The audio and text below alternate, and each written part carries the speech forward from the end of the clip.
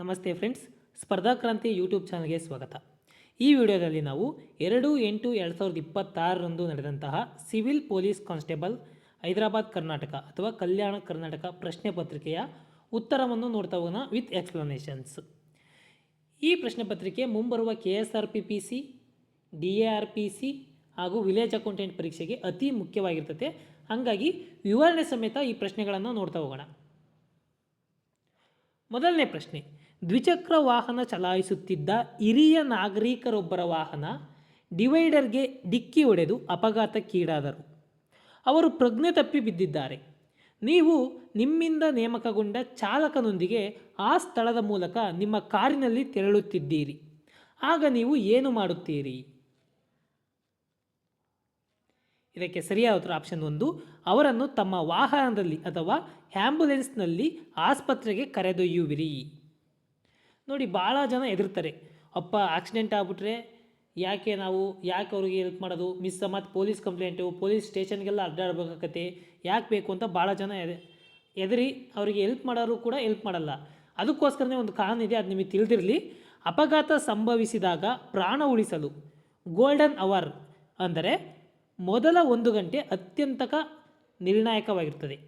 ಹಿರಿಯ ನಾಗರಿಕರು ಪ್ರಜ್ಞೆ ತಪ್ಪಿ ಬಿದ್ದಿರುವುದರಿಂದ ತಕ್ಷಣವೇ ಅವರಿಗೆ ತುರ್ತು ವೈದ್ಯಕೀಯ ಚಿಕಿತ್ಸೆ ಸಿಗುವಂತೆ ಮಾಡುವುದು ಮೊದಲ ಆದ್ಯತೆಯಾಗಿದೆ. ನೋಡಿ, ಭಾರತದಲ್ಲಿ ಗುಡ್ ಸಮರಿಟನ್ ಫೋರ್ಸ್ ಅಥವಾ ಕಾಯ್ದೆ, ಗುಡ್ ಸಮರಿಟನ್ ಲಾ ಜಾರಿಯಲ್ಲಿದ್ದು ಅಪಘಾತಕ್ಕೊಳಗಾದವರಿಗೆ ನೆರವಾಗುವ ಸಾರ್ವಜನಿಕರಿಗೆ ಯಾವುದೇ ರೀತಿಯ ಪೊಲೀಸ್ ಕಿರುಕುಳವಾಗಲಿ ಅಥವಾ ಕಾನೂನು ತೊಂದರೆಯಾಗಲಿ ಉಂಟಾಗುವುದಿಲ್ಲ. ಆದ್ದರಿಂದ ತಕ್ಷಣವೇ ಆಂಬ್ಯುಲೆನ್ಸ್ಗೆ ಕರೆ ಮಾಡುವುದು ಅಥವಾ ಪರಿಸ್ಥಿತಿ ತೀರಾ ಗಂಭೀರ ಆಗಿತ್ತು ಅಂತಂದರೆ ವಿಳಂಬ ಮಾಡ್ದಂಗೆ ನಿಮ್ಮ ಕಾರಿನಲ್ಲಿಯೇ ಅವರನ್ನು ಹತ್ತಿರದ ಆಸ್ಪತ್ರೆಗೆ ಸೇರಿಸಿ ಪ್ರಾಣ ಉಳಿಸುವುದು ಸರಿಯಾದ ಧರ್ಮ ಮತ್ತು ಕರ್ತವ್ಯ. ಇದು ನೈತಿಕತೆಯ ಒಂದು ಪ್ರಶ್ನೆ. ನೆಕ್ಸ್ಟ್ ಕ್ವಶನ್ನು, ಆಡಳಿತದಲ್ಲಿ ನೀತಿಶಾಸ್ತ್ರ ಎಥಿಕ್ಸ್ ಇನ್ ಗವರ್ನೆನ್ಸ್ ಎಂಬ ಶೀರ್ಷಿಕೆಯಡಿಯಲ್ಲಿ ತಮ್ಮ 4ನೇ ವರದಿಯನ್ನು ಹೊರತಂದ 2ನೇ ಆಡಳಿತ ಸುಧಾರಣಾ ಆಯೋಗದ ಅಧ್ಯಕ್ಷರು ಯಾರು? ಸಿಂಪಲ್ ಆಗಿ 2ನೇ ಆಡಳಿತ ಸುಧಾರಣಾ ಆಯೋಗದ ಅಧ್ಯಕ್ಷರು ಯಾರು? ಸರಿಯಾದ ಉತ್ತರ ಶ್ರೀ ಎಂ ವೀರಪ್ಪ ಮೊಯ್ಲಿ. ನೋಡಿ, ಎಕ್ಸ್ಪ್ಲನೇಷನ್ ನೋಡೋದಾದರೆ, ಭಾರತ ಸರ್ಕಾರವು ಆಡಳಿತ ವ್ಯವಸ್ಥೆಯಲ್ಲಿ ಸುಧಾರಣೆಯನ್ನು ತರಲು 2005ರ ಆಗಸ್ಟ್ 31ರಂದು 2ನೇ ಆಡಳಿತ ಸುಧಾರಣಾ ಆಯೋಗವನ್ನು ಅಂದರೆ ಸೆಕೆಂಡ್ ಅಡ್ಮಿನಿಸ್ಟ್ರೇಟಿವ್ ರಿಫಾರ್ಮ್ಸ್ ಕಮಿಷನ್ ರಚಿಸಿತು. ಈ ಆಯೋಗದ ಅಧ್ಯಕ್ಷರಾಗಿ ಶ್ರೀ ವೀರಪ್ಪ ಮೊಯ್ಲಿ ಅವರು ಕಾರ್ಯನಿರ್ವಹಿಸಿದರು. ಈ ಆಯೋಗವು ಒಟ್ಟು 15 ವರದಿಗಳನ್ನು ನೀಡಿದ್ದು, ಅದರಲ್ಲಿ ಜನವರಿ 2007ರಲ್ಲಿ ಸಲ್ಲಿಸಲಾದ 4ನೇ ವರದಿಯ ಶೀರ್ಷಿಕೆ ಆಡಳಿತದಲ್ಲಿ ನೀತಿಶಾಸ್ತ್ರ ಎಥಿಕ್ಸ್ ಇನ್ ಗವರ್ನೆನ್ಸ್ ಆಗಿದೆ. 3ನೇ ಪ್ರಶ್ನೆ, ಗೃಹ ಸಚಿವಾಲಯವು ಹೊರಡಿಸಿದ ಮಾರ್ಗಸೂಚಿಗಳ ಪ್ರಕಾರ ಪೊಲೀಸರು ಡ್ಯಾಶ್ ಪ್ರಕಾರ ನಿಷ್ಠೆಯನ್ನು ಹೊಂದಿರಬೇಕು. ಸರಿಯಾದ ಉತ್ತರ ಭಾರತದ ಸಂವಿಧಾನಕ್ಕೆ ನಿಷ್ಠೆಯನ್ನು ಹೊಂದಿರಬೇಕು.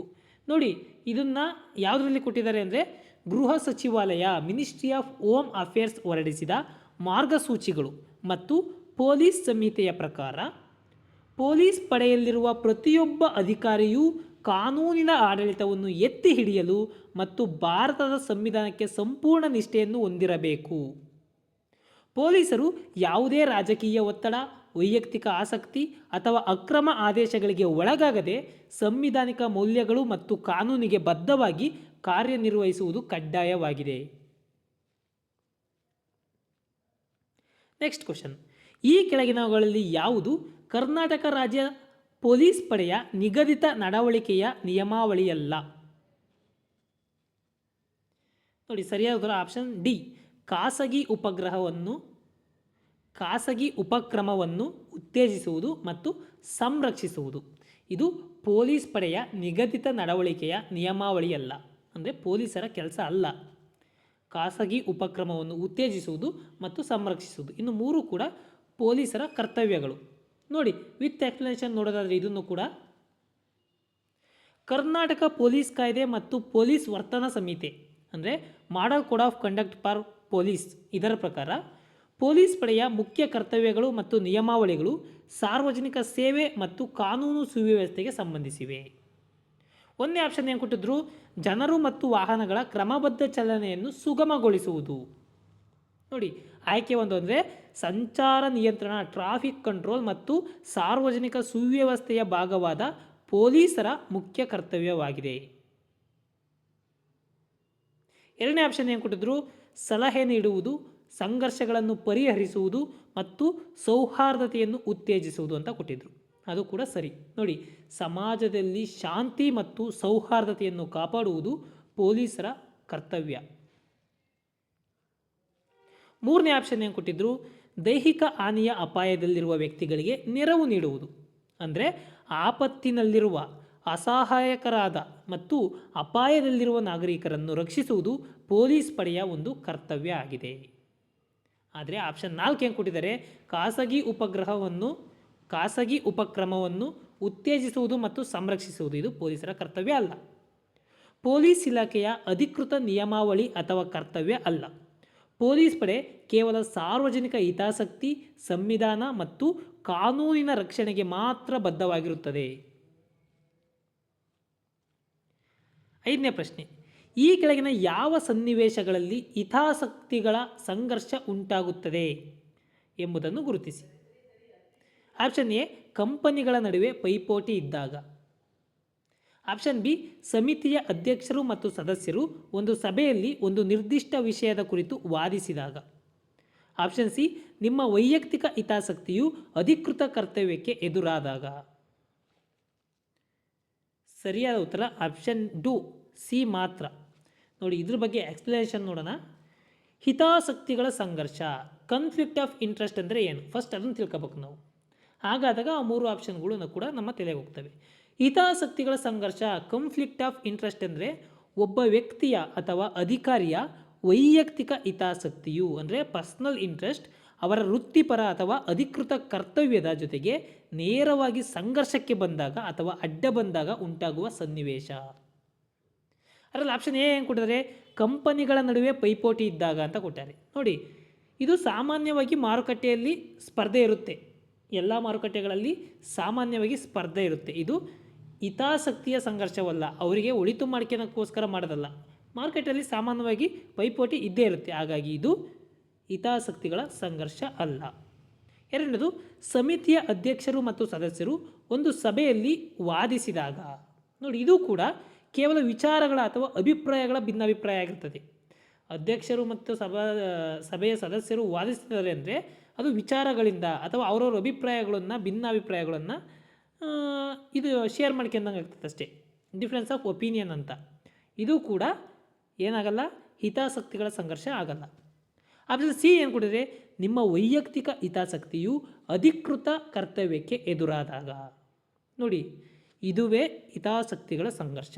ಅಂದರೆ ಉದಾಹರಣೆಗೆ, ಸರ್ಕಾರಿ ನೌಕರನೊಬ್ಬ ತನ್ನ ಕುಟುಂಬದ ಸದಸ್ಯರಿಗೆ ಅಥವಾ ಸ್ನೇಹಿತರಿಗೆ ಅನುಕೂಲ ಮಾಡಿಕೊಳ್ಳಲು ತನ್ನ ಅಧಿಕಾರವನ್ನು ಬಳಸಿಕೊಳ್ಳುವುದು. ನಾನು ನನ್ನ ಹೆಂಡತಿ, ನನ್ನ ಮಕ್ಕಳು ಇಲ್ಲ ನನ್ನ ಫ್ರೆಂಡ್ಸಿಗೆ ಅನುಕೂಲ ಮಾಡೋಕ್ಕೋಸ್ಕರ ನನ್ನ ಅಧಿಕಾರವನ್ನು ಬಳಸ್ಕೊತೀನಲ್ಲ, ಇದನ್ನು ಹಿತಾಸಕ್ತಿಗಳ ಸಂಘರ್ಷ ಅಂತ ಕರಿತೀವಿ. ನೆಕ್ಸ್ಟ್ ಕ್ವಶನ್ ನೋಡೋಣ. ರಾಜ್ಯ ಶಾಸನ ಸಭೆಯ ನಾಮನಿರ್ದೇಶಿತ ಸದಸ್ಯರಲ್ಲೊಬ್ಬರು ರಾಜ್ಯ ಸರ್ಕಾರದಲ್ಲಿ ಮಂತ್ರಿಯಾಗಿ ನೇಮಕವಾದರೆ ಅವರು ಯಾವ ಸದನದಲ್ಲಿ ಅಥವಾ ಸದನಗಳಲ್ಲಿ ಮಾತ್ರ ಮತದಾನ ಮಾಡಬಹುದು? ಸರಿಯಾದ ಆಪ್ಷನ್ ಬಿ, ವಿಧಾನ ಪರಿಷತ್ತಿನಲ್ಲಿ ಮಾತ್ರ.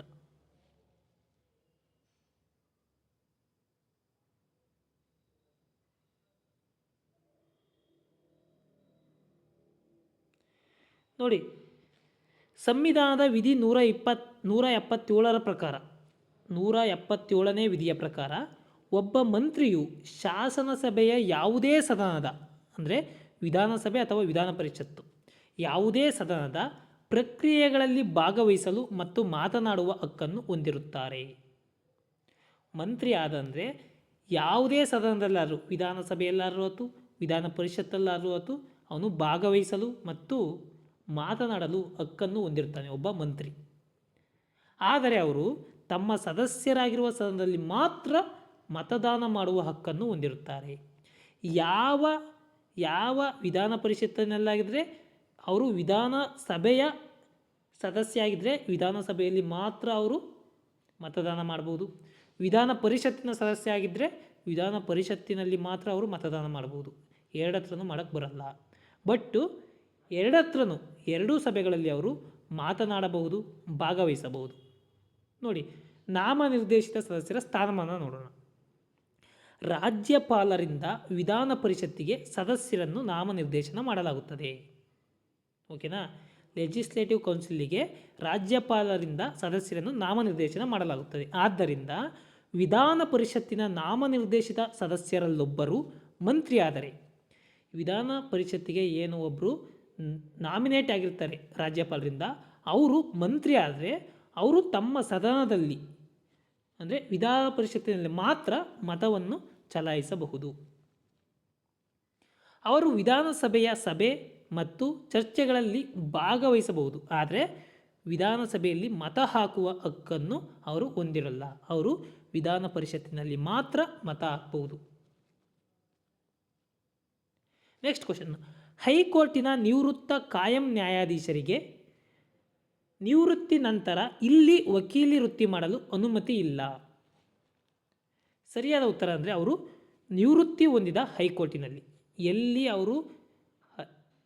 ಎಲ್ಲಿ ನ್ಯಾಯಾಧೀಶರಾಗಿ ನಿವೃತ್ತಿ ಹೊಂದಿರ್ತಾರಲ್ಲ ಹೈಕೋರ್ಟು, ಅಲ್ಲಿ. ವಿತ್ ಎಕ್ಸ್ಪ್ಲನೇಷನ್ ನೋಡೋದಾದರೆ ನೋಡಿ, ಭಾರತೀಯ ಸಂವಿಧಾನದ 220ನೇ ವಿಧಿಯ ಪ್ರಕಾರ ಹೈಕೋರ್ಟಿನ ಕಾಯಂ ನ್ಯಾಯಾಧೀಶರಾಗಿ ಸೇವೆ ಸಲ್ಲಿಸಿ ನಿವೃತ್ತರಾದ ವ್ಯಕ್ತಿಯು ತಾವು ಕಾಯಂ ನ್ಯಾಯಾಧೀಶರಾಗಿ ಸೇವೆ ಸಲ್ಲಿಸಿದ ಹೈಕೋರ್ಟ್ನಲ್ಲಿ ಹಾಗೂ ಅದರ ಕೆಳ ಹಂತದ ನ್ಯಾಯಾಲಯಗಳಲ್ಲಿ ವಕೀಲಿ ವೃತ್ತಿ ಮಾಡುವಂತಿಲ್ಲ. ಅಂದರೆ ಯಾವ ಕೋರ್ಟ್ನಲ್ಲಿ ಅಂದರೆ ಹೈಕೋರ್ಟ್ನಲ್ಲಿ ಅವರು ಜಡ್ಜಾಗಿ ಕೆಲಸ ಮಾಡಿ ರಿಟೈರ್ಡ್ ಆಗಿದ್ದಾರೆ ಅಂದರೆ ಅಲ್ಲಿ ಅವರು ಲಾಯರ್ ಆಗಿ ಕೆಲಸ ಮಾಡೋಂಗಿಲ್ಲ. ಅದೇ ರೀತಿ ಆ ಹೈಕೋರ್ಟಿನ ಕೆಳ ನ್ಯಾಯಾಲಯಗಳಲ್ಲಿ ಅವರೇನಾದರೂ ಜಡ್ಜಾಗಿ ಸೇವೆ ಸಲ್ಲಿಸಿದರೆ ಅಲ್ಲಿ ಕೂಡ ಅವರು ಲಾಯರ್ ಆಗಿ ಕೆಲಸ ಮಾಡೋಂಗಿಲ್ಲ. ಅನುಮತಿ ಇರುವ ಸ್ಥಳಗಳು ಎಲ್ಲಿ ಮತ್ತು ಅವರಿಗೆ? ಅವರು ಸುಪ್ರೀಂ ಕೋರ್ಟ್ನಲ್ಲಿ ಬೇಕಿದ್ದರೆ ಲಾಯರ್ ಆಗಿ ಕೆಲಸ ಮಾಡ್ಬೋದು, ಅಥವಾ ತಾವು ಕಾಯಂ ನ್ಯಾಯಾಧೀಶರಾಗಿ ಸೇವೆ ಸಲ್ಲಿಸದ ಇತರ ಹೈಕೋರ್ಟ್ಗಳಲ್ಲಿ ವಕೀಲಿ ಕಾರ್ಯವನ್ನು ನಿರ್ವಹಿಸಬಹುದು. ಮತ್ತು ಯಾವ ಕೋರ್ಟ್ಗಳಲ್ಲಿ ಅವರು ನ್ಯಾಯಾಧೀಶರಾಗಿ ಸೇವೆ ಸಲ್ಲಿಸಿರುವುದಿಲ್ಲ ಅಂತಹ ಕೋರ್ಟ್ಗಳಲ್ಲಿ ಅವರು ವಕೀಲ ವೃತ್ತಿಯನ್ನು ಮಾಡಬಹುದು. ಭಾರತದ ಸಂಯುಕ್ತ ವ್ಯವಸ್ಥೆ ಈ ದೇಶದ ಮಾದರಿಯನ್ನು ಪ್ರತಿಬಿಂಬಿಸುತ್ತದೆ. ಸರಿಯಾದ ಉತ್ತರ ಕೆನಡಾ ದೇಶದ ಮಾದರಿಯನ್ನು. ನೋಡಿ, ಭಾರತ ಸಂವಿಧಾನವು ಸಂಯುಕ್ತ ವ್ಯವಸ್ಥೆಯನ್ನು ಹೊಂದಿದೆ ಅಂತ ಎಲ್ಲರಿಗೂ ಗೊತ್ತು. India is A federal system. ಇದು ಕೆನಡಾ ದೇಶದ ಸಂಯುಕ್ತ ಮಾದರಿಯನ್ನು ಹೆಚ್ಚಾಗಿ ಹೋಲುತ್ತದೆ. ನೋಡಿ, ಬಲವಾದ ಕೇಂದ್ರ ಸರ್ಕಾರ. ಕೆನಡಾದಂತೆಯೇ ಭಾರತದಲ್ಲೂ ರಾಜ್ಯಗಳಿಗಿಂತ ಕೇಂದ್ರ ಸರ್ಕಾರಕ್ಕೆ ಹೆಚ್ಚಿನ ಅಧಿಕಾರಗಳನ್ನು ನೀಡಲಾಗಿದೆ. ರಾಜ್ಯ ಸರ್ಕಾರಕ್ಕಿಂತ ಕೇಂದ್ರ ಸರ್ಕಾರಕ್ಕೆ ಹೆಚ್ಚಿನ ಅಧಿಕಾರವನ್ನು ನಮ್ಮ ಭಾರತದಲ್ಲಿ ನೀಡಲಾಗಿದೆ. ಇದು ಕೂಡ ಕೆನಡಾ ಸರ್ಕಾರದಲ್ಲಿ ಇದೇ ಥರ ಇರೋದು.